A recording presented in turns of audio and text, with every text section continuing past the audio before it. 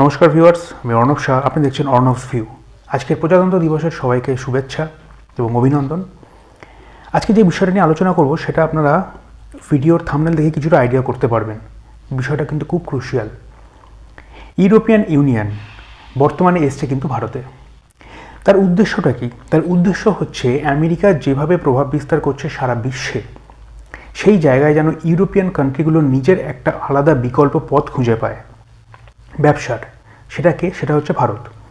সেই জন্য ইউরোপিয়ান ইউনিয়নের যিনি প্রতিনিধি, তিনি কিন্তু জনসমক্ষে কিন্তু মাদার অফ অল ডিলস বলেছে এই ভারত এবং ইউরোপিয়ান ইউনিয়নের যে ব্যবসাটাকে বা ফ্রি ট্রেড এগ্রিমেন্ট থাকে সেটাকে।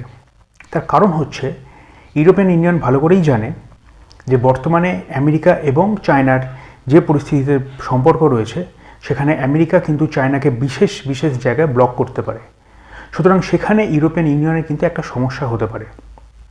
সুতরাং দুটো রাস্তা যাতে ইউরোপিয়ান ইউনিয়ন খোলা রাখতে পারে, সেই জন্য ইন্ডিয়া এবং চায়না দুটো দিকেই কিন্তু তার লক্ষ্য রয়েছে, দুটো দিকে যাতে বিজনেস ঠিকভাবে করা যায়। এক্ষেত্রে সুবিধাগুলো আমাদের কি হতে পারে? এক্ষেত্রে সুবিধাগুলো হতে পারে যে সমস্ত ইউরোপিয়ান গাড়িগুলো যেগুলো ভারতে আসে এবং ভারতের ইলেকট্রনিক্স যেগুলো ইউরোপে যায় বা ভারতের কিছু গাড়ি যেগুলো ইউরোপে যায়, সেগুলোর কিন্তু দাম উভয় দেশে অনেক কমে যাবে। এবং তার মধ্যে কোনগুলো? যেগুলো আমরা জার্মান গাড়ি ইউজ করি, BMW, মার্সিডিস, এছাড়াও আরও বিভিন্ন দেশের যে সমস্ত স্পেশাল গুডসগুলো বা ইলেকট্রনিক্সগুলো ভারতে আসে, সেগুলোর কিন্তু অনেক দাম কমে যাবে এই ফ্রি ট্রেড এগ্রিমেন্টের মাধ্যমে।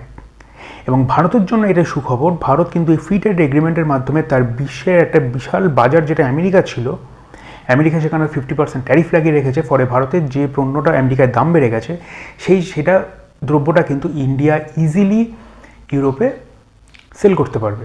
অর্থাৎ এই ব্যবসাটা কিন্তু সেটা সুদৃঢ় হবে।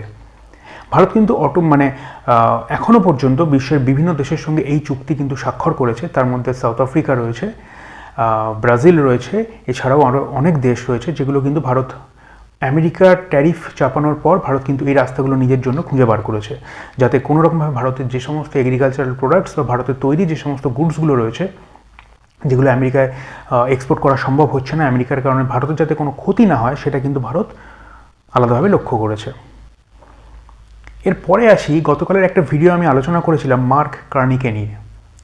ইউরোপ এবং কানাডার সঙ্গে যে সম্পর্কটা রয়েছে সেটা যে কীভাবে বিপর্যস্ত করেছে, অর্থাৎ বিপর্যস্ত হয়েছে, সেই বিষয়টা নিয়ে। মার্ক কার্নি, তিনি হলেন কানাডিয়ান PM। তিনি চায়নায় গিয়েছিলেন এবং চায়নায় একটা বিজনেস ডিল হয়েছে যেটা আমেরিকা ভালো চোখে দেখেনি এবং তাকে হুমকি দিয়েছে 100% ট্যারিফ চাপানো হবে কানাডার ওপর।